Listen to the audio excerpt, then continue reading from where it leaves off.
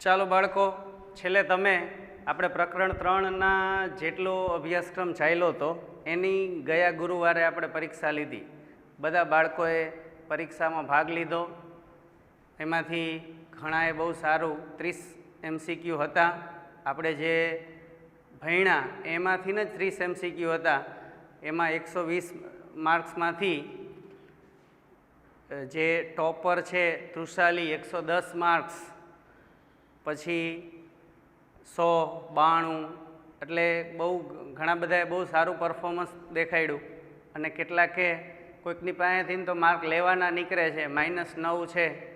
તો એ પ્રશ્નોનું સોલ્યુશન આપણે કરીએ કે જે પ્રશ્નો તમે જે જવાબ આપ્યા એમાંથી કેટલા પ્રશ્નો સ્કીપ કરી દીધા, બધાને કયા પ્રશ્નો વધુ અઘરા લાગ્યા, એ બધું એનાલિસિસ આપણે આમાં થઈ શકે છે. પ્રશ્નો આપણી જે એક્ઝામ છે એમાં તો આપણે એ પ્રશ્નોનું સોલ્યુશન કરીએ. કોઈએ પ્રશ્ન સ્કીપ કરી દીધો તો એને કાં તો એના વિશે ખબર નથી, એ પ્રશ્નોનો જવાબ શું આવે છે, તો એ પ્રશ્નોનો જવાબ આવે છે એ ખબર છે તો કેમ આવે છે, કેટલાકે ખાલી અંદાજ માર નાખ્યો છે, બરાબર છે. તો ઘણા બધાએ સારું પ્રયત્નો કર્યા છે, પણ જેને કદાચ કંઈ ન સમજાણું હોય તો આ એક ઓનલાઈન શિક્ષણનો ફાયદો એ છે કે તમને કદાચ જે કંઈ ટૉપિક નથી સમજાણો એ તમે બીજી વખત પાછા એ જ વિડીયો બીજી વાર જોઈ અને પાછો સમજી શકો છો, બરાબર છે. તો તમે એ કરજો કે કદાચ જેને ઓછા માર્ક્સ આવ્યા છે એને એમ લાગે છે કે ભાઈ મને આ કેમ ન આવડ્યું, તો એ પાછા તમે એ વિડીયો જોઈ અને પાછા તમે એ જ ટૉપિક ફરીથી ધ્યાન રાખીને સમજશો તો એ સમજાઈ જશે. તો ચાલો આપણે પ્રશ્નો જોઈએ. અહીંયા આપણે બોર્ડ ઉપર થોડાક પ્રશ્નો લખ્યા છે. બાકીના પ્રશ્નો બધા 30 પ્રશ્નો લખતા વાર લાગે, એટલે આપણે જે મોબાઈલમાંથી જે MCQ છે હું તમને બોલતો જાઉં છું અને તમને એમાં જો ચાલો પહેલો પ્રશ્ન છે, ખાલી જગ્યા સક્રિય વિદ્યુત ધ્રુવ નથી. સક્રિય વિદ્યુત ધ્રુવ નથી. ખાલી જગ્યા સક્રિય વિદ્યુત ધ્રુવ નથી. કયો સક્રિય વિદ્યુત ધ્રુવ નથી? ઓપ્શન છે આપણી પાસે Zn, Cu, Ni અને Pt. તો આપણે જ્યારે પહેલાં ડેનિયલ કોર્સની શરૂઆત કરી ત્યારના વિડીયોમાં પહેલા જ વિડીયોમાં કીધું હતું કે વિદ્યુત ધ્રુવો છે એ મુખ્યત્વે બે પ્રકારના હોય, સક્રિય વિદ્યુત ધ્રુવ અને નિષ્ક્રિય વિદ્યુત ધ્રુવ. તો જે સક્રિય વિદ્યુત ધ્રુવ હોય એમાં એ ધ્રુવ પરના આયનો જે છે એ દ્રાવણમાં જાય અને દ્રાવણમાંથી એ જ આયનો છે એ પાછા દ્રાવણમાં આયનો આવે અને દ્રાવણમાં રહેલા આયનો એ ધ્રુવ ઉપર જમા થાય, બરાબર છે. તો આ જે આપણી જે વાત છે ધ્રુવ, સક્રિય વિદ્યુત ધ્રુવ અને નિષ્ક્રિય વિદ્યુત ધ્રુવ, તો આમાંથી આ જે કોપર, ઝિંક, નિકલ અને પીટી, તો આ પ્લેટિનમનો જે વિદ્યુત ધ્રુવ છે એક વિદ્યુત ધ્રુવ કેવો છે? સક્રિય નથી, એટલે કે નિષ્ક્રિય વિદ્યુત ધ્રુવો છે. વાયુ વિદ્યુત ધ્રુવ છે એને એક પ્રકારનો નિષ્ક્રિય વિદ્યુત ધ્રુવ ગણવામાં આવે છે. એટલે પ્લેટિનમ જે છે એ ખાલી સપાટી પૂરી પાડે છે. આ પ્રશ્ન 23 વિદ્યાર્થીઓએ એટેન્ડ કર્યો, એમાંથી 14 વિદ્યાર્થીઓએ ખોટો જવાબ આપ્યો, 2 વિદ્યાર્થીઓએ સ્કીપ કરી દીધો છે. સમજાણું? એટલે 23માંથી 9 બાળકોનો જવાબ સાચો છે. તો 14નો ખોટો છે. એનો અર્થ એમ થયો કે એ ધ્રુવ વિશેની માહિતીમાં કદાચ એમને ક્યાંક કચાશ રહી ગઈ, બરાબર છે. તો કયો સક્રિય વિદ્યુત ધ્રુવ નથી? પ્લેટિનમ જે છે એ નિષ્ક્રિય વિદ્યુત ધ્રુવ છે. કદાચ ઉતાવળમાં એવું થઈ ગયું ઘણી વાર, જો આપણે ઓલું કહીને ઓલું તમે ધમાલ પિક્ચર જોયું એમાં છેલ્લે ઓલું પ્લેન લેન્ડ કરવાનું હોય છે, એટલે ઓલો કહે છે કે ભાઈ આપકે ડેસ્ક પર જો લાલ બટન દિખાઈ દે રહા હે, પછી ઓલો કે હા વો દબા દિયા, વો નહીં દબાના થા. તો એની જેમ કે આમાં આપણે ઉતાવળમાં વાંચ્યું કે સક્રિય વિદ્યુત ધ્રુવ, વાંહે આપણે વાંચ્યું જ નહીં, નથી એવું તો વાંચ્યું જ નહીં, એવું પણ બને, બરાબર છે. તો એ પહેલો પ્રશ્ન હતો. ચાલો એના પછી બીજો છે, નીચેના પૈકી કયો કોષ પ્રમાણિત વિદ્યુત રાસાયણિક કોષ છે? તો અહીંયા કોષના નિરૂપણ આપ્યા છે. કોષના નિરૂપણ આપ્યા છે, એમાં એમ કીધું છે કે પ્રમાણિત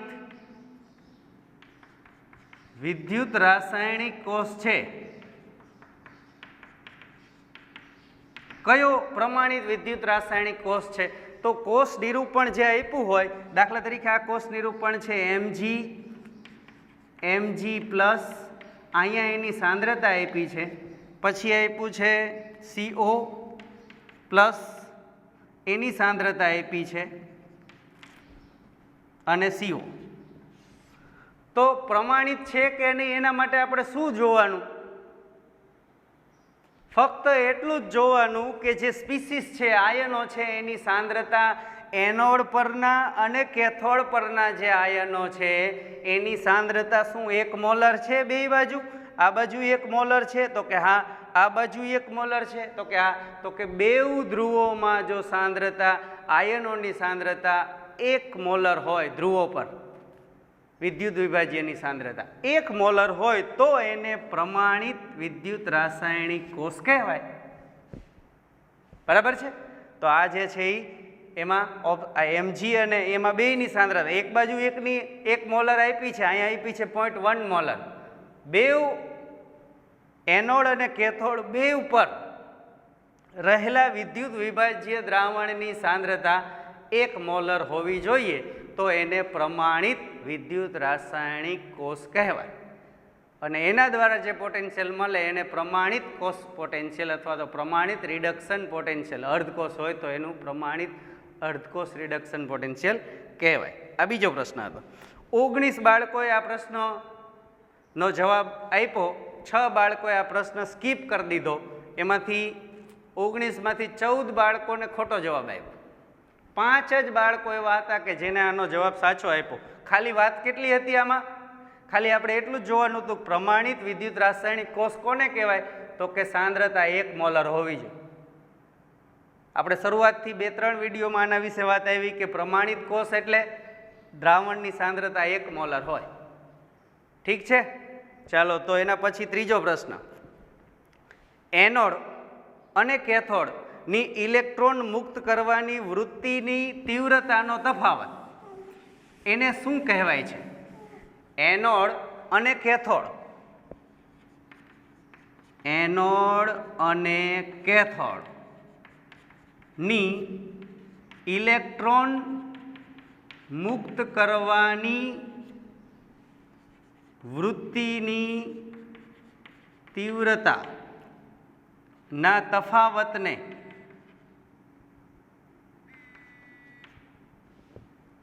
ખાલી જગ્યા કહે છે. શું કહે છે? ઓપ્શન આપ્યો છે ઓક્સિડેશન પોટેન્શિયલ, રિડક્શન પોટેન્શિયલ, કોષ પોટેન્શિયલ કે ત્રણેય. તો હવે આપણે આ બે એનોડ અને કેથોડ વચ્ચે ઇલેક્ટ્રોન મુક્ત કરવાની વૃત્તિની તીવ્રતા, પાછો ઇલેક્ટ્રોન મુક્ત કરવાની વૃત્તિની તીવ્રતા તો એને કહેવાય ઓક્સિડેશન પોટેન્શિયલ. ઇલેક્ટ્રોન સ્વીકારવાની વૃત્તિની તીવ્રતા તો એને કહેવાય રિડક્શન પોટેન્શિયલ. બરાબર? પણ આ તો એ બે વચ્ચેનો તફાવત. આપણે જે એમ લખીએ છીએ કે E cell is equal to E right minus E left. અહીંયા આપણે રિડક્શન પોટેન્શિયલનો તફાવત લઈએ છીએ.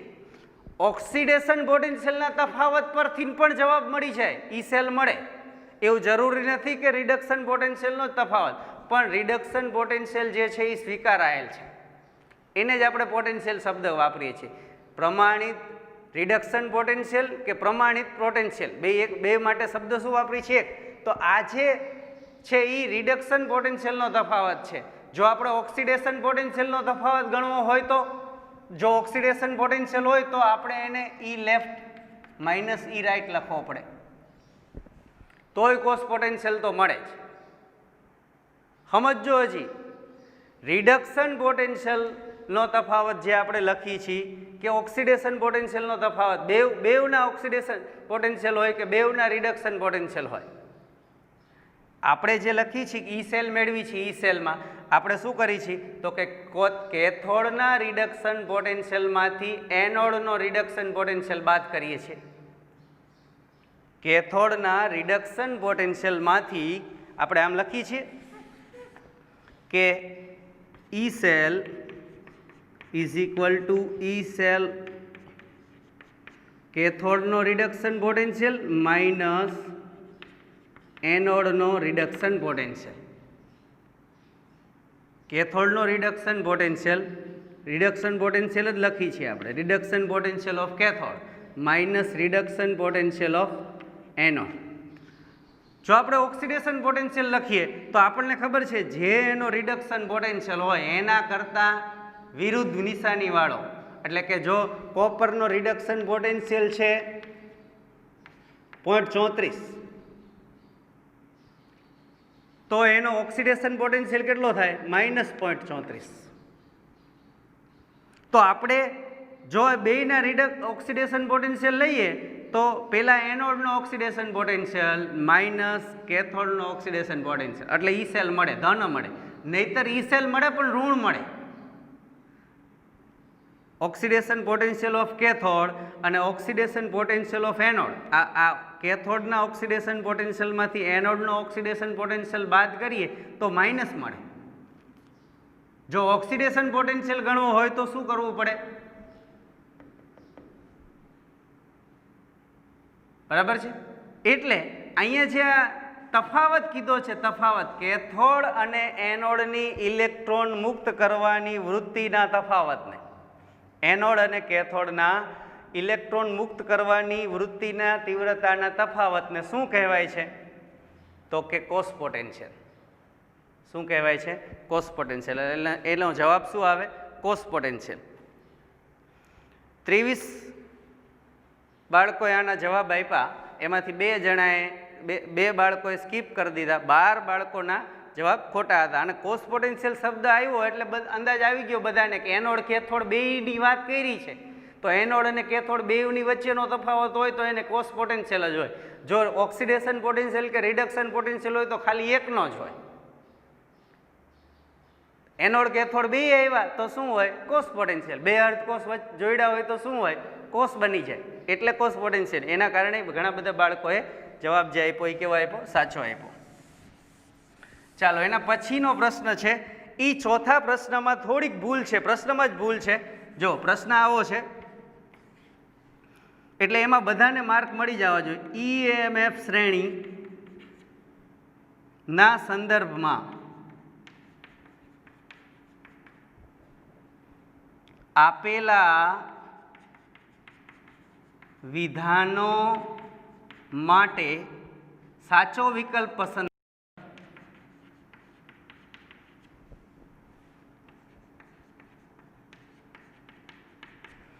આ છે 4 વિધાનો આપ્યા છે. ઈએમએફ શ્રેણી માટે, ઈએમએફ શ્રેણી માટેનો આપણે એક વિડીયો હતો. હવે ઈએમએફ શ્રેણી માટે, ઈએમએફ શ્રેણી ફ્લોરિનથી ચાલુ થાય, ફ્લોરિનથી ઠેઠ લિથિયમ સુધી છે. બરાબર? ફ્લોરિનનો સૌથી વધુ ધન છે, લિથિયમનો સૌથી વધુ ઋણ છે. રિડક્શન પોટેન્શિયલ મૂલ્ય આનું સૌથી વધુ ધન છે, આનું સૌથી વધુ ઋણ છે. હવે ઈએમએફ શ્રેણી શું દેખાડે છે? તો કે જે ઈએમએફ શ્રેણીમાં ઉપરના જે આયનો કે તત્વો કે પદાર્થો જે છે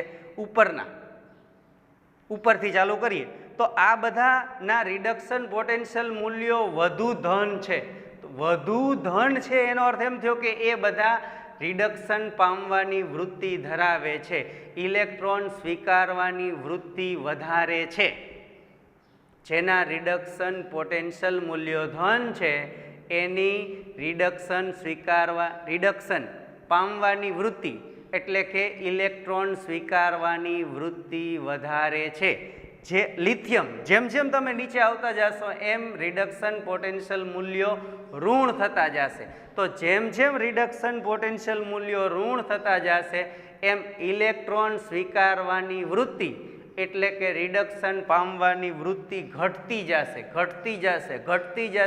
0 થઈ જશે, પછી માઇનસ થશે. એટલે કે હવે ઇલેક્ટ્રોન સ્વીકારવાની વૃત્તિ છે જ નહીં, ઇલેક્ટ્રોન મુક્ત કરવાની વૃત્તિ છે.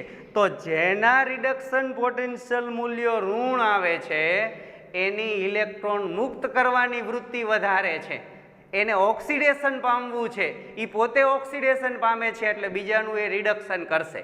એટલે નીચે આવતા રિડક્શન કરતાની વૃત્તિ વધે છે, ઉપર આવતા ઓક્સિડેશન કરતાની વૃત્તિ વધે છે. ઉપરના તત્વો ઓક્સિડેશન કરતા છે કારણ કે એ પોતે રિડક્શન પામે છે. બરાબર છે? જો આટલું સમજીએ આપણે ઈએમએફ શ્રેણી વિશે એટલે પૂરતું છે. ન હોય તો હજી આ હું જે બોલ્યો એ વાક્યો પાછા ફરીથી સાંભળી લેજો વિડીયો બેક કરીને. ઈએમએફ શ્રેણી માટે આમાંથી ઘણા એમસીક્યુ હોય છે. નીટમાં આ પાઠના 1 થી 2 એમસીક્યુ હોય છે અને બધા વધારેતર એમસીક્યુ આ ઈએમએફ શ્રેણીને લગતા હોય છે.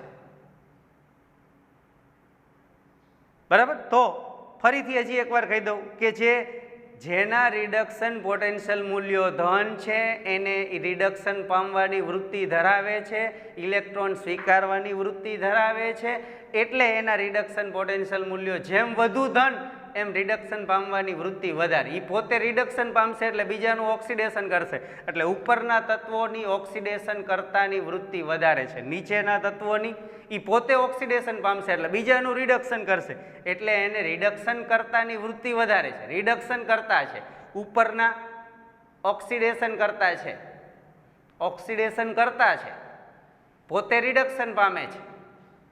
ચાલો તો હવે આપણે એમ વિકલ્પો જોઈએ. પહેલો વિકલ્પ છે ઉપરથી નીચે જતા ફ્લોરિનથી લિથિયમ તરફ જતા ઇલેક્ટ્રોન સ્વીકાર કરવાની વૃત્તિ વધે છે. ઇલેક્ટ્રોન સ્વીકાર કરવાની વૃત્તિ વધે છે. ના, ખોટું. ઇલેક્ટ્રોન ગુમાવવાની વૃત્તિ વધે છે. બીજું, નીચેથી ઉપર જતા ઓક્સિડેશન કરતા તરીકેની પ્રબળતા ઘટે છે. ના, ઓક્સિડેશન કરતાની પ્રબળતા વધે છે. ઉપરના તત્વો પ્રબળ ઓક્સિડેશન કરતા છે કારણ કે એ પોતે રિડક્શન પામે છે, એની રિડક્શન પામવાની વૃત્તિ વધારે છે. ઉપરના તત્વોના રિડક્શન પોટેન્શિયલ મૂલ્યો વધુ ધન છે, એ રિડક્શન પામે છે એટલે એ ઓક્સિડેશન કરતાની વૃત્તિ ઉપરના તત્વોની વધારે છે. એટલે એ વાક્ય ખોટું. જો શું લખ્યું? નીચેથી ઉપર જતા ઓક્સિડેશન કરતાની પ્રબળતા ઘટે છે નહીં, વધે છે. એટલે આ ત્રીજું વાક્ય ખોટું. બીજું વાક્ય ખોટું. ત્રીજું, ઉપરથી નીચે તરફ જતા ઓક્સિડેશન કરતા. જો અહીંયા ઓક્સિડેશન વિકલ્પમાં મેં તમને પહેલા જ કીધું કે આ ચોથો વિકલ્પ ખોટો છે. એમાં શું કામ ખોટો છે વિકલ્પ? જો એમાં એમ લખ્યું ઉપરથી નીચે જતા. સાચો જવાબ એપ્લિકેશન એ સ્વીકાર્યો છે કે ઉપરથી નીચે જતા ઓક્સિડેશન કરતા અનુભવવાની વૃત્તિ. હવે ઓક્સિડેશન કરતા અનુભવવાની વૃત્તિ ન હોય, ઓક્સિડેશન અનુભવવાની વૃત્તિ વધે છે. સમજાણું? ઉપરથી નીચે જતા ઓક્સિડેશન અનુભવવાની વૃત્તિ વધે છે એટલે કે લિથિયમ છે એ ઓક્સિડેશન અનુભવે, ઇલેક્ટ્રોન ગુમાવવાની વૃત્તિ ધરાવે, ઓક્સિડેશન અનુભવવાની વૃત્તિ ધરાવે છે. એટલે અહીંયા શબ્દમાં ખાલી આટલી ભૂલ છે કે ઉપરથી નીચે જતા ઓક્સિડેશન અનુભવવાની વૃત્તિ વધે છે. હવે અહીંયા એને લખી નાખ્યું શું છે વિકલ્પમાં? ઓક્સિડેશન કરતા અનુભવવાની વૃત્તિ. હવે ઓક્સિડેશન અનુભવવાની વૃત્તિ તો એ રિડક્શન કરતાની વૃત્તિ વધે છે. એટલે આ જે કરતા શબ્દ આવી જાય એટલે વાક્ય ખોટું જ બની જાય. એટલે છે શું? ઉપરથી નીચે જતા ઓક્સિડેશન અનુભવવાની વૃત્તિ વધે છે. આ વાક્ય સાચું છે, એને સ્વીકાર્યું છે સાચું, પણ કોપી પેસ્ટમાં ઓક્સિડેશન શબ્દ આખો ન લખવો પડે. ઓક્સિડેશન કરતા કોપી કરી લીધું હોય ને પછી કરતા કાઢવાનું રહી ગયું હોય, પાછળ લખ્યું અનુભવવાની વૃત્તિ વધુ છે. સમજાય છે આખી વાત? એટલે આપણે ભલે વિકલ્પ ખોટો છે તો આપણે જે સમજ્યા છીએ એને ખબર પડી જાય કે ભાઈ ઉપરથી નીચે આવીએ એમ ઓક્સિડેશન અનુભવવાની વૃત્તિ વધે છે. બરાબર છે? તો આ પ્રશ્નનો માર્ક બધાને જે માર્ક્સ આવ્યા એમાં 4 માર્ક્સ બધા એડ કરી લેજો એટલે તમારો એ જવાબ સાચો જ ગણાશે. ચાલો એના પછી 5મો પ્રશ્ન છે ફેરસ આયન અને ફેરિક આયન. ફેરસ આયન એટલે Fe+2 એને ફેરસ આયન કહેવાય અને Fe+3 એને ફેરિક આયન કહેવાય.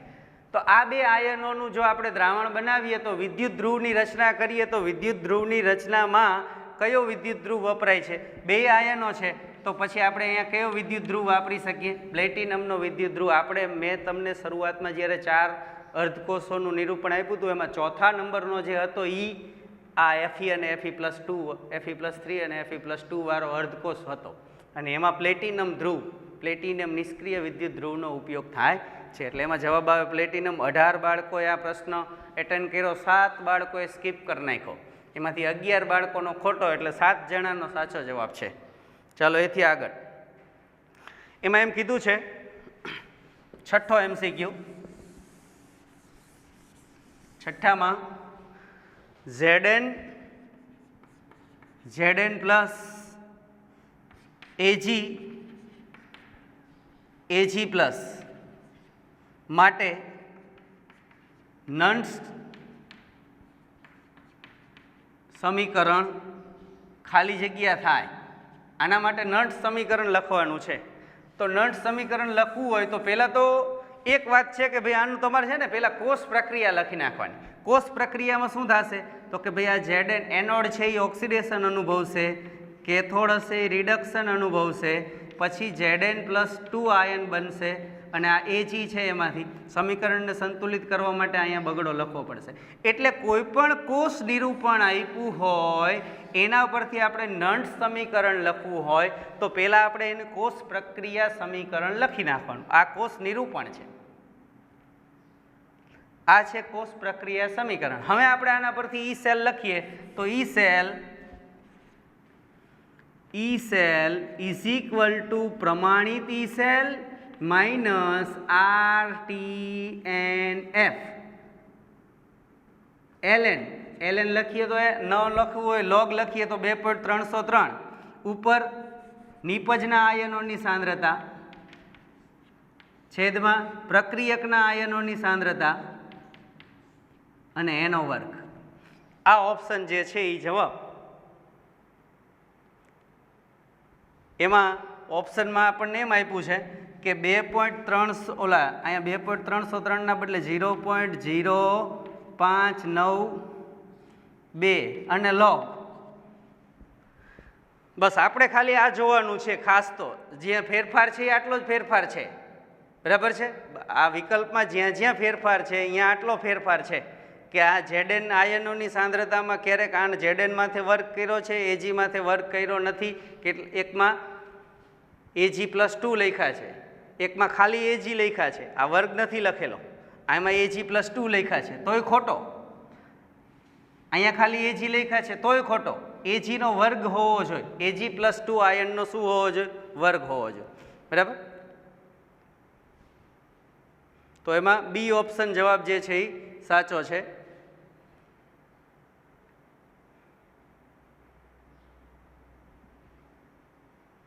એ જે છે ને એમાં ઓપ્શન તો ઈ જ છે. એ અને બી બેવ સરખા જ છે. એ અને બી નો જવાબ ઓપ્શન વિકલ્પ જે છે એ બે સરખો જ છે, અને એમાં બી સાચો રાખ્યો છે. એટલે કેટલાક બાળકોએ કદાચ એ કર્યો હોય, સી અને ડી તો બે ખોટા છે, તો એ કદાચ એને એ ઓપ્શન જે છે એમાં Ag પ્લસ 2 વર્ગ છે, બરાબર છે. એટલે એ અને બી બે સાચા છે. એટલે કેટલાકે કદાચ એ ઠીક કર્યો હોય ને એ ખોટો પડી ગયો હોય, એવું બની શકે. ચાલો તો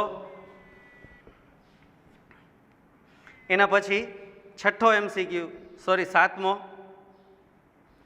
પ્રમાણિત હાઇડ્રોજન વિદ્યુત ધ્રુવ માટે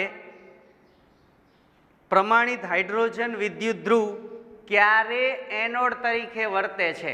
હાઇડ્રોજન ધ્રુવ આપણે બે અર્ધકોષ જોડ્યા એકબીજા સાથે, એમાં ઈ ક્યારે એનોડ તરીકે ક્યારે વર્તશે?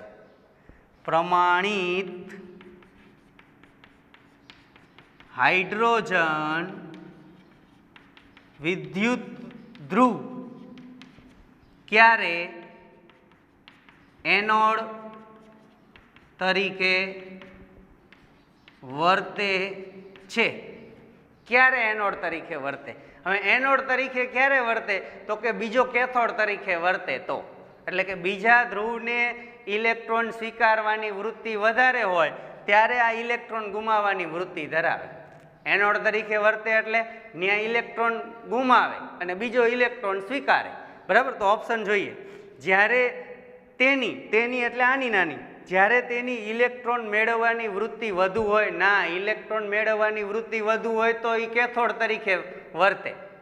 ઇલેક્ટ્રોન ગુમાવવાની વૃત્તિ વધુ હોય તો એનોડ તરીકે વર્તે. પહેલો ઓપ્શન છે તેની ઇલેક્ટ્રોન મેળવવાની વૃત્તિ વધુ હોય તો, ના, ખોટો.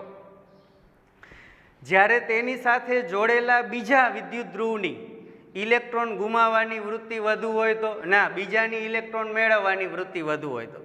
એટલે ત્રીજો ઓપ્શન છે, જ્યારે તેની સાથે જોડેલા બીજા વિદ્યુત ધ્રુવની ઇલેક્ટ્રોન મેળવવાની વૃત્તિ વધુ હોય ત્યારે હાઇડ્રોજન ધ્રુવ છે એ એનોડ તરીકે વર્તે છે. એનોડ તરીકે જે વર્તતો હોય એની ઇલેક્ટ્રોન ગુમાવવાની વૃત્તિ વધારે હોય, જેનો રિડક્શન પોટેન્શિયલ ઓછો હોય એની ઇલેક્ટ્રોન ગુમાવવાની વૃત્તિ વધારે હોય. જેનો રિડક્શન પોટેન્શિયલ, એટલે જ હું કહું છું કે જેનો રિડક્શન પોટેન્શિયલ ઓછું હોય એ એનોડ તરીકે વર્તે છે, અને જેનું રિડક્શન પોટેન્શિયલ મૂલ્ય ઓછું હોય એ ઇલેક્ટ્રોન ગુમાવવાની વૃત્તિ ધરાવે છે. આટલા જે વાક્યો છે એ ક્લિયર તમે કરતા જાઓ. ચાલો એના પછી છે 8મો, વિદ્યુત રાસાયણિક કોષ એ ખાલી જગ્યા કરી શકે. તો જ્યારે પાઠનો પહેલો ઇન્ટ્રોડક્શન વિડીયો જે હતો એમાં જ આપણે કીધું હતું કે વિદ્યુત રાસાયણિક કોષ અને વિદ્યુત વિભાજન કોષ. તો જે વિદ્યુત રાસાયણિક કોષ છે એ રાસાયણિક ઉર્જાનું વિદ્યુત ઉર્જામાં રૂપાંતર કરે છે, અને વિદ્યુત વિભાજન કોષ છે એમાં વિદ્યુત ઉર્જાનું રાસાયણિક ઉર્જામાં રૂપાંતર થાય છે. એટલે પેલો ઓપ્શન રાસાયણિક ઉર્જાનું વિદ્યુત ઉર્જામાં રૂપાંતર કરે છે વિદ્યુત રાસાયણિક કોષ, બેટરી. આપણે આ બધા ગેલ્વેનિક કોષ, વોલ્ટેઇક કોષ એ બધા. ચાલો એના પછી એમ કીધું છે કોપર સલ્ફેટના દ્રાવણને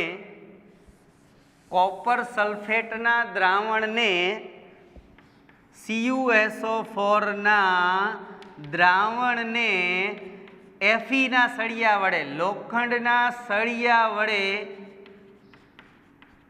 હલાવતા ખાલી જગ્યા શું થાય? ફેરસ સલ્ફેટનું, કોપર સલ્ફેટનું મોરથૂથું, આને મોરથૂથું કહેવાય, આપણે ગુજરાતીમાં કહીએ છીએ મોરથૂથું. આ વાદળી રંગનું દ્રાવણ છે. કોપર સલ્ફેટનું મોરથૂથુંનું જે વાદળી રંગનું દ્રાવણ છે એને લોખંડના સળિયા વડે આપણે હલાવીએ તો શું થાય? પાછો એમાં વધુ જાણકારી માટે આપણને કોપરનો રિડક્શન પોટેન્શિયલ Cu+ અને Cu, આનો રિડક્શન પોટેન્શિયલ અને Fe નો રિડક્શન પોટેન્શિયલ, એ બેયના રિડક્શન પોટેન્શિયલ આપી દીધા છે 0.34 ને -0.44. આ બે આપી દીધા છે.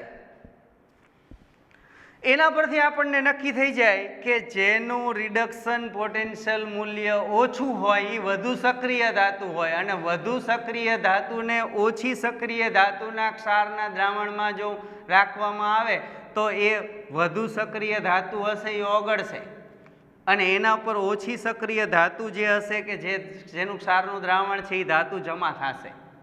એટલે ફેરસમાંથી ફેરસના આ જે Fe જે છે, લોખંડ જે છે એ આયન બનીને દ્રાવણમાં જશે, એને કોપર જે છે એ કોપરના આયનો જે છે એ રિડક્શન પામી અને આ જે લોખંડના સળિયા ઉપર ભેગા થશે. એટલે ઓપ્શનમાં આપ્યું છે, વિકલ્પમાં એમ છે કે કોપરનું ઓક્સિડેશન થાય, પણ કોપરના પરમાણુઓ તો છે જ નહીં, કોપર ઓક્સિડેશન થઈ આયનો જ છે, આયનોનું તમે વધુ ઓક્સિડેશન થાય નહીં. પછી એમ લખ્યું છે Fe નું રિડક્શન થાય, Fe જે છે એનું રિડક્શન, હવે Fe નું રિડક્શન થઈને -Fe થાય? ન થાય. ફ્લોરિન હોય તો હાલો એમ થાય કે માઇનસ ફ્લોરાઇડ બને, ફ્લોરાઇડ આયન બને. એટલે Fe નું રિડક્શન ન થાય. Fe આયન હોય ને કદાચ એના કરતાં Fe આયન જે છે એ રિડક્શન પામશે, કદાચ કોઈ એના કરતાં વધુ સક્રિય ધાતુ આવશે તો. એટલે Fe રિડક્શન થાય એ ખોટું. પછી છે લોખંડનો સળિયો તામ્ર વર્ણી બનશે, એટલે કે લોખંડનો સળિયો છે એના ઉપર તાંબાનો કલર ચડશે. હા, ઈ ચડશે. કોપર સલ્ફેટના દ્રાવણમાં Fe નો સળિયો રાખવામાં આવે એટલે લોખંડનો સળિયો તામ્ર વર્ણી બને છે. એ સાચો જવાબ છે. ચાલો એના પછી 10મો. હવે આ MCQ અહીંયા લખેલા જ છે, આ બોર્ડ ઉપર જગ્યાના અભાવે MCQ નથી લખ્યા આપણે. 10મો MCQ છે કે વીજ રાસાયણિક કોષનો પોટેન્શિયલ શેના ઉપર આધાર રાખતો નથી? વીજ રાસાયણિક કોષનો પોટેન્શિયલ શેના ઉપર નથી આધાર રાખતો? ઓપ્શન છે તાપમાન, સાંદ્રતા, વિદ્યુત ધ્રુવની પ્રકૃતિ અને અણુભાર. તાપમાન, સાંદ્રતા વિદ્યુત ધ્રુવની પ્રકૃતિ અને અણુભાર. હા, આર્ય 24 બાળકોએ આ પ્રશ્ન જે છે એ એટેન્ડ કર્યો. એક બાળકે સ્કીપ કર્યો છે. બાકી 24માંથી 9 બાળકોનો જવાબ ખોટો પડ્યો. ઘણા બધાનો સાચો પડ્યો. આપણે એમ માનીએ કે 15 બાળકોએ સાચો જવાબ આપ્યો. તો આ જે છે તમને એમ થાય કે આવું તો સાહેબ ક્યાંય આવ્યું નહોતું, પણ ન આવ્યું હોય તોય આપણે સમીકરણો લખીએ છીએ કે તાપમાન ઉપર સાંદ્રતા તાપમાન ઉપર આધાર રાખે આપણે, કારણ કે ઈ સેલ વાળું નળ સમીકરણનું સૂત્ર છે એમાં RT એટલે તાપમાન, એટલે એના ઉપર આધાર રાખે. સાંદ્રતા આપણે જે સાંદ્રતા ઉપર આધાર રાખે છે. એના પછી વિદ્યુત ધ્રુવની પ્રકૃતિ કે સક્રિય વિદ્યુત ધ્રુવ છે કે નિષ્ક્રિય વિદ્યુત ધ્રુવ છે. આપણે ક્યાંય દાખલા ગણ્યા એમાં શેનો અણુભાર દોયતો? ક્યારે એવું કીધું કે ઝેડનો અણુભાર આટલો છે ને કોપરનો અણુભાર આટલો છે ને એફઈનો અણુભાર આટલો છે? આપણે આટલા કોષના ઈ સેલ મેળવા. તમે ઘણા બધા બાળકોએ ઈ સેલ પ્રમાણિત ઈ સેલના 10 દાખલા ગણીને મોકલા, નંટ સમીકરણના દાખલા ગણીને મોકલા, તો એમાં ક્યાંય આપણે અણુભારનો ઉપયોગ કર્યો નથી. એટલે બધા બાળકોએ વધુ સાચા જવાબ આપેલા છે. ચાલો એના પછી 11. કોષ પોટેન્શિયલનું ચોક્કસ મૂલ્ય કયા સાધનની મદદથી માપી શકાય? કોષ પોટેન્શિયલનું મૂલ્ય. હા, કોષ પોટેન્શિયલનું ચોક્કસ મૂલ્ય આપણે કીધું કે બે અર્ધકોષને જોડીને વચ્ચે ગેલ્વેનોમીટર જોડવામાં આવે તો ગેલ્વેનોમીટરથી આવર્તન ખબર પડે, કેટલા વોલ્ટેજ છે એ ખબર, વોલ્ટમીટર વચ્ચે જોડવામાં આવે. પણ જો આપણે સાચો પોટેન્શિયલ મેળવવો હોય તો વચ્ચે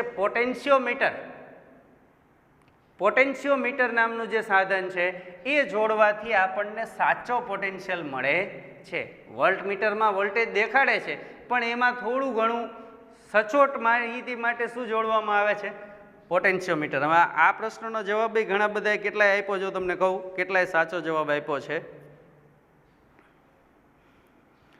22 બાળકોએ આ પ્રશ્નનો જવાબ આપ્યો છે. 3 બાળકોએ તો આને લેફ્ટ કરી દીધો છે. 22માંથી 9 બાળકોના જવાબ ખોટા છે. 13 બાળકોનો જવાબ સાચો છે. સારું કહેવાય. ચાલો એથી આગળ.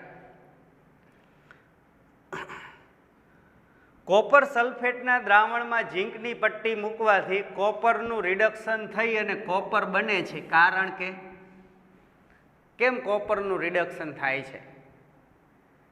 તો કે કોપર જે છે એ ઓછી સક્રિય ધાતુ છે, ઝીંક છે એ વધુ સક્રિય ધાતુ છે. ઝીંક છે એ ઓક્સિડેશન પામવાની વૃત્તિ ધરાવે છે. ઝીંકનો પોટેન્શિયલ મૂલ્ય જે છે એ વધુ ઋણ છે, કોપરનું રિડક્શન પોટેન્શિયલ મૂલ્ય વધુ ધન છે. આમાંથી કોઈ પણ જવાબ હોય તો ચાલે. ચાલો પહેલો વિકલ્પ શું છે? ઝીંકનો રિડક્શન પોટેન્શિયલ કોપર કરતાં વધુ છે. હવે ઝીંકનો રિડક્શન પોટેન્શિયલ કેટલો છે? તો કે ઝીંકનો રિડક્શન પોટેન્શિયલ મૂલ્ય છે માઇનસ ઝીંકનું રિડક્શન પોટેન્શિયલ -0.76 અને કોપરનું રિડક્શન પોટેન્શિયલ મૂલ્ય છે +0.34. તો એમ કીધું છે કે ભાઈ ઝીંકનું રિડક્શન પોટેન્શિયલ કોપર કરતાં વધુ છે. ના, ખોટું. પછી છે ઝીંકનું રિડક્શન પોટેન્શિયલ કોપર કરતાં ઓછું છે. જે ઓછું હોય એનોડ તરીકે વર્તે, ઓક્સિડેશન પામવાની વૃત્તિ ધરાવે. હા, ઓછું છે, બરાબર. પછી તો એમ કીધું છે ઝીંકનો પરમાણુ ક્રમાંક કોપર કરતાં વધુ છે. હવે પરમાણુ ક્રમાંક હારે અને ઓક્સિડેશન કરતાં કે રિડક્શન કરતાં હારે કાંઈ લેવા દેવા નથી, બરાબર છે. એટલે કયો વિકલ્પ આવશે? વિકલ્પ આવશે બી.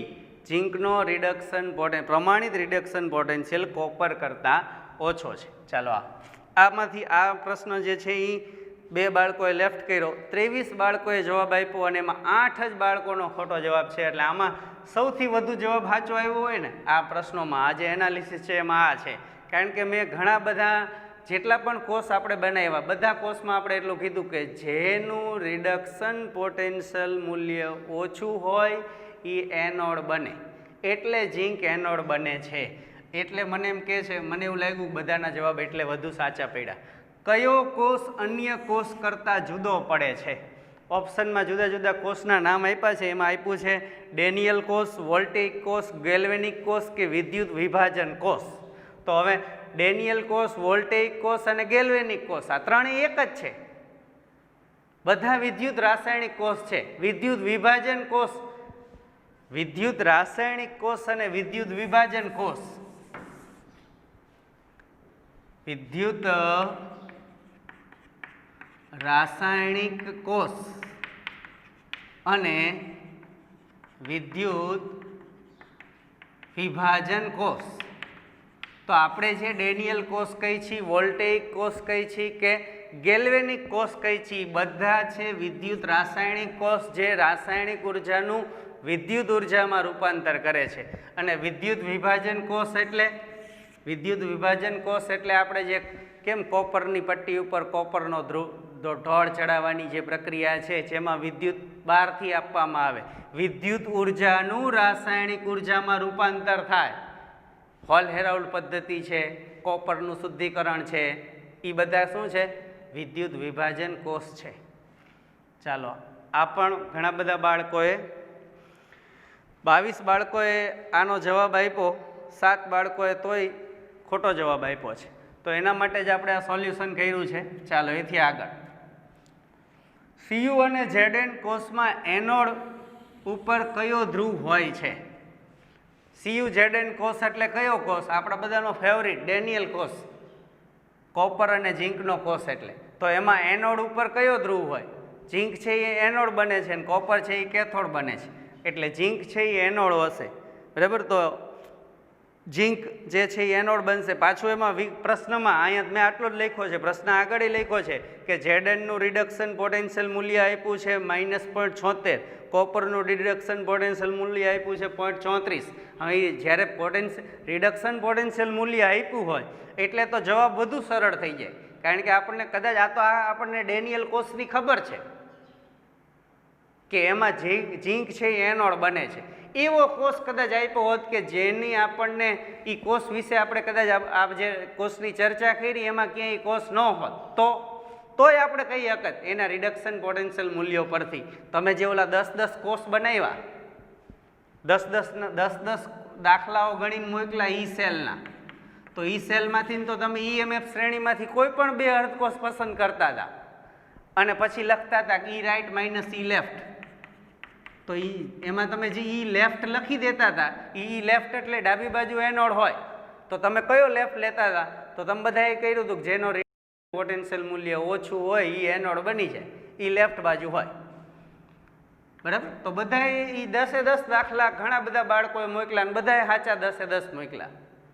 એક જ વાત એમાં સમજવાની હતી કે જેનું રિડક્શન પોટેન્શિયલ મૂલ્ય ઓછું હોય એ એનોડ બને, બરાબર. એટલે આમાં તો આપણને આ ડેનિયલ કોષ આપણને ખબર છે, કદાચ ખબર ન હોય તોય વાક્ય એટલું જ યાદ રાખવાનું, એનોડ કોણ બને? જેનું રિડક્શન પોટેન્શિયલ મૂલ્ય ઓછું હોય. બેમાંથી જેનું ઓછું હોય એ એનોડ બની જાય. સરખામણી, ડેનિયલ કોષનો વોલ્ટેજ કેટલો છે? આપણને આ પ્રશ્ન સરળ લાગે છે, આપણે આવ્યો છે એટલે 1.1 વોલ્ટ, બરાબર. એટલે આ 15મો પ્રશ્ન છે. 15મા પ્રશ્નમાં 21 બાળકોએ જવાબ આપ્યો. હવે આ જે 4 બાળકોએ લેફ્ટ કરી દીધો કે ડેનિયલ કોષનો વોલ્ટેજ કેટલો છે, એ મને ન સમજાણું કેમ લેફ્ટ કરી દીધો. મને તો આ 25 આપેલા હોવા જોઈએ એમ, બરાબર. તો એ લેફ્ટ કર્યું, એ બધાએ કેમ લેફ્ટ કર્યું એ મને વોટ્સઅપ કરજો કે ભાઈ ડેનિયલ કોષનો વોલ્ટેજ. એવી રીતે આ જે છે એમાં 5 બાળકોએ આ CU Zn કોષમાં એનોડ ઉપર કયો ધ્રુવ હોય 5 બાળકોએ લેફ્ટ કરી દીધો. એ કેમ સ્કીપ કર્યું એ ન સમજાણું, એટલે જ આપણે આ સોલ્યુશન મૂક્યું. ચાલો, આ 15મો પ્રશ્ન હતો. ચાલો એના પછી 16મો, વિવિધ વિદ્યુત ધ્રુવોની ઇલેક્ટ્રોન મુક્ત કરવાની વૃત્તિની તીવ્રતાની સરખામણી. ખાલી જગ્યાનો સંદર્ભ વિદ્યુત ધ્રુવ તરીકે ઉપયોગ કરવામાં આવે છે. આ જે આપણે જુદા જુદા અર્ધકોષો છે એ અર્ધકોષોની ઇલેક્ટ્રોન મુક્ત કરવાની વૃત્તિની તીવ્રતાની સરખામણી કોની સાથે જોડીને કરવામાં આવે છે? સંદર્ભ ધ્રુવ તરીકે કયો ધ્રુવ સ્વીકારવામાં આવ્યો છે? પ્રમાણિત હાઇડ્રોજન વિદ્યુત ધ્રુવ. પ્રમાણિત હાઇડ્રોજન વિદ્યુત ધ્રુવ એટલે એમાં જવાબ આવશે પ્રમાણિત હાઇડ્રોજન અર્ધકોષ. એમાં એમ લખ્યું છે પ્લેટિનમ ધ્રુવ ધરાવતો અર્ધકોષ, ગ્રેફાઇટ ધ્રુવ ધરાવતો અર્ધકોષ, કે કોઈ પણ વાયુ વિદ્યુત ધ્રુવ કે પ્રમાણિત હાઇડ્રોજન અર્ધકોષ, તો પ્રમાણિત હાઇડ્રોજન આપણે અહીંયા ઇલેક્ટ્રોન મુક્ત કરવાની વૃત્તિની તીવ્રતા કહીએ છીએ. આપણે જે રિડક્શન પોટેન્શિયલ છે એ શું છે? ઇલેક્ટ્રોન સ્વીકારવાની વૃત્તિની સાપેક્ષ તીવ્રતા. હાઇડ્રોજન ધ્રુવની સરખામણીએ અન્ય ધ્રુવની ઇલેક્ટ્રોન સ્વીકારવાની વૃત્તિની તીવ્રતાને કહેવાય છે આપણી EMF શ્રેણી. એમાં આપણે એવું સ્વીકારી લીધું છે. આપણે કેમ મૂલ્ય, આપણને રિડક્શન પોટેન્શિયલ મૂલ્ય ઋણ મળે છે, અહીંયા આપણે એવું સ્વીકારી લીધું છે કે હાઇડ્રોજન ધ્રુવ છે ને એ એનોડ તરીકે વર્તે છે બધામાં. તો સક્રિય જે ધાતુઓ છે એના વિદ્યુત ધ્રુવો બનાવ્યા છે, તો ત્યાં તો એ કેથોડ તરીકે વર્તે છે, પણ આપણે તો એને એનોડ સ્વીકારી લીધો અને ઓલાનું રિડક્શન થાય છે એમ માની લીધું ને એનું રિડક્શન પોટેન્શિયલ મૂલ્ય કેવું ગણ્યું? ઋણ ગણ્યું સક્રિય ધાતુઓને. એટલે જેના પણ રિડક્શન પોટેન્શિયલ મૂલ્ય ઋણ આવે છે એ રિડક્શન પામતા નથી, ઓક્સિડેશન પામે છે. એટલે સંદર્ભ ધ્રુવ તરીકે આપણે તો સંદર્ભ વિદ્યુત ધ્રુવ કયો? હાઇડ્રોજન. સંદર્ભ વિદ્યુત ધ્રુવ કયો? તો કે પ્રમાણિત હાઇડ્રોજન વિદ્યુત ધ્રુવ. ચાલો 17મો આવે. કોપર અને એમજીના પ્રમાણિત અર્ધકોષ ધરાવતા કોષોનું પ્રમાણિત કોષ પોટેન્શિયલ 2.7 વોલ્ટ છે. ચાલો એ દાખલો જ અહીંયા છે, દાખલો જ ગણીએ.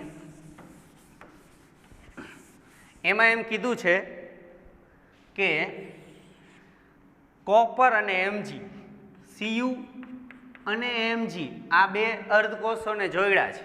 હવે એનાથી એક કોષ તૈયાર કર્યો.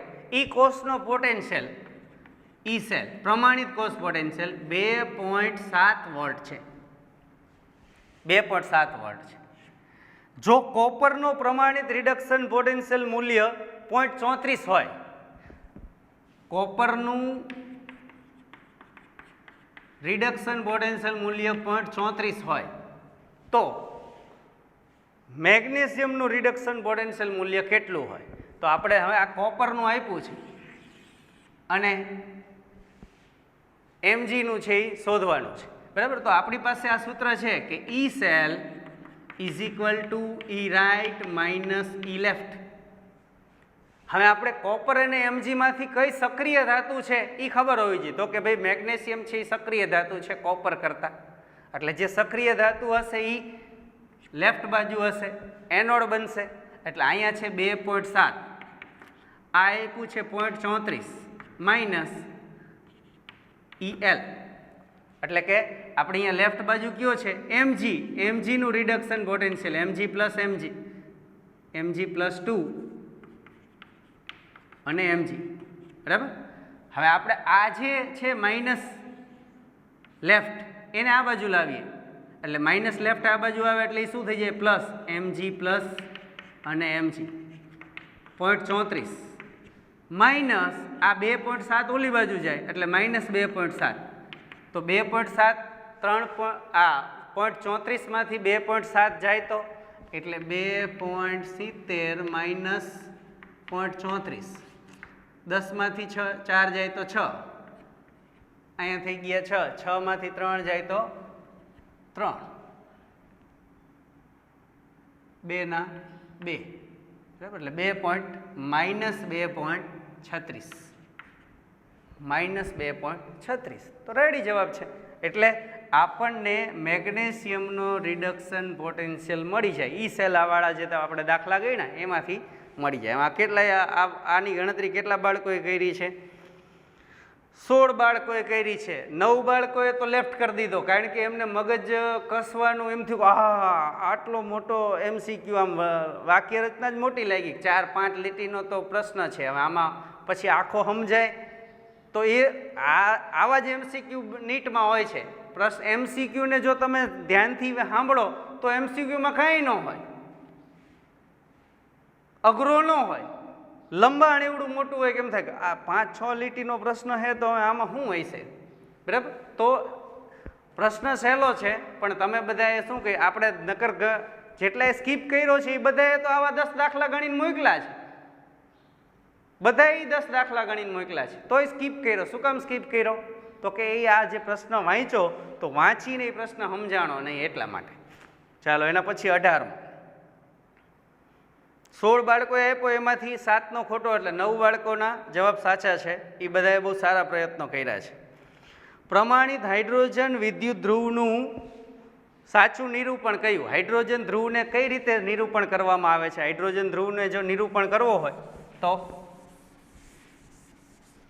હાઇડ્રોજન ધ્રુવ છે એટલે Pt H2 વાયુ, એનું દબાણ 1 બાર, H+ આયન, એની સાંદ્રતા 1 મોલર, અને અહીંયા તાપમાન 298 કેલ્વિન.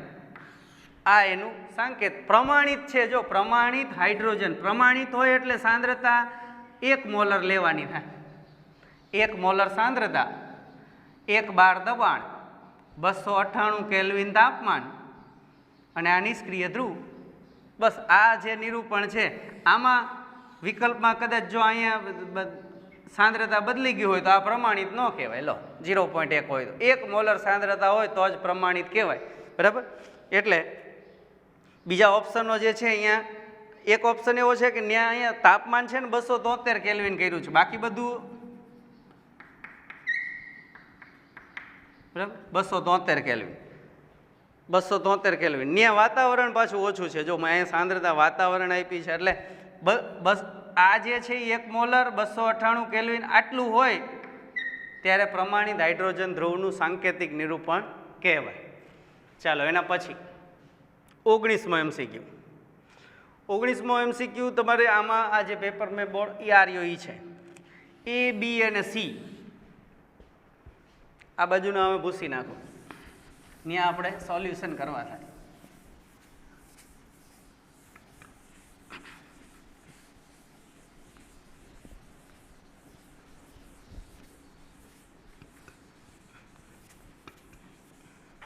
બહુ લાંબો નથી થઈ જતો ને સંજયભાઈ વિડીયો.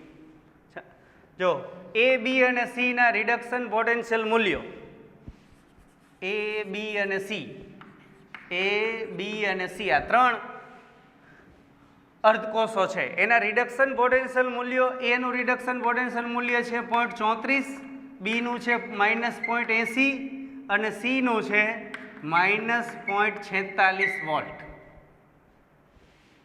આટલા રિડક્શન પોટેન્શિયલ મૂલ્યો છે. તો રિડક્શન કર્તાની પ્રબળતાનો ક્રમ જણાવો.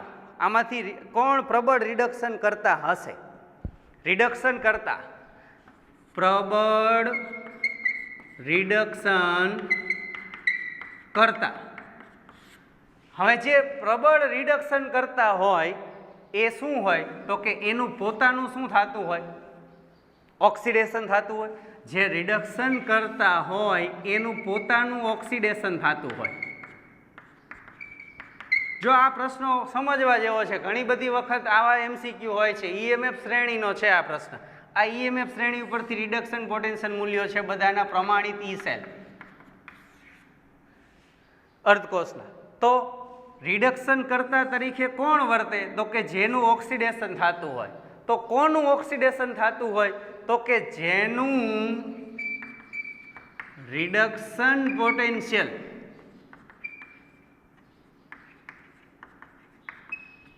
વધુ ઋણ હોય તે ઓક્સિડેશન પામવાની વૃત્તિ ધરાવે. જેનું રિડક્શન પોટેન્શિયલ વધુ ઋણ હોય એ ઓક્સિડેશન પામવાની વૃત્તિ ધરાવે. એ ઓક્સિડેશન પામવાની વૃત્તિ એની વધારે હોય.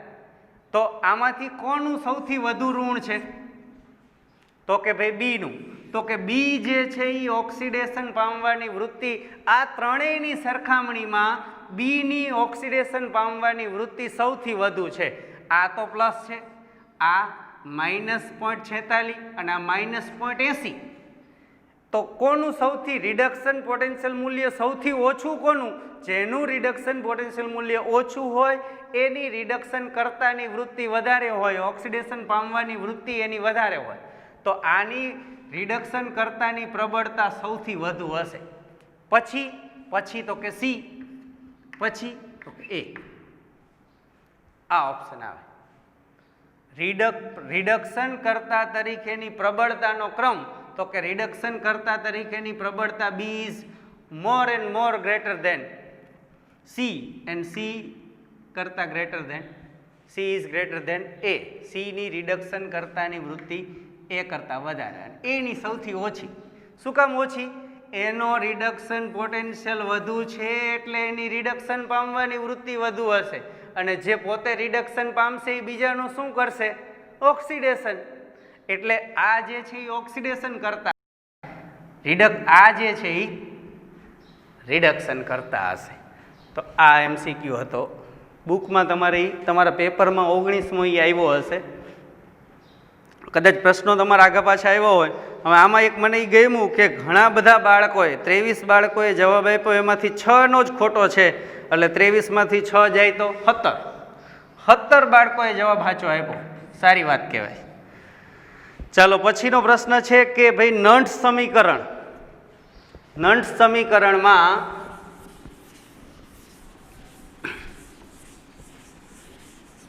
20મો છે. નંટ સમીકરણમાં